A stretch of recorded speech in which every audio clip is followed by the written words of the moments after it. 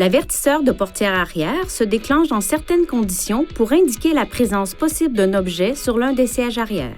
Jetez un coup d'œil au siège arrière avant de descendre du véhicule.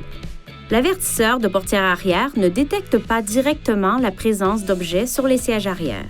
Par contre, il peut détecter l'ouverture ou la fermeture d'une portière arrière, ce qui indiquerait la présence possible d'un objet sur les sièges arrière. Le système s'active lorsque l'une des portes arrière est utilisée 10 minutes avant de démarrer le véhicule. Si l'une des portes arrière est utilisée, mais que le véhicule n'est pas mis en mouvement dans les 10 minutes qui suivent, le système ne s'active pas. Pour l'activer, il faut de nouveau ouvrir l'une des portes arrière. Lorsque le conducteur descend du véhicule, une fois arrivé à destination, il doit ouvrir une porte arrière dans un bref délai pour désactiver l'avertisseur. S'il quitte le véhicule alors que l'avertisseur de portière arrière est activé, ce message s'affiche et le klaxon retentit. Vérifiez qu'il n'y a rien sur les sièges arrière. Si les portes sont verrouillées avant que l'avertisseur ne soit désactivé, le klaxon retentit si la fonction de retentissement du klaxon est sélectionnée.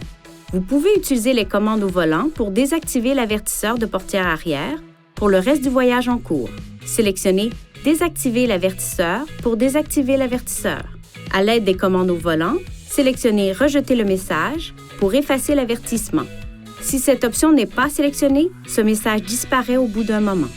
Pour activer ou désactiver la fonction de klaxon ou éteindre l'avertisseur de portière arrière, utilisez ces commandes pour sélectionner « Réglages »,« Réglage du véhicule »,« Avertisseur de portière arrière », puis, pour modifier un réglage ou désactiver le système, sélectionnez une option.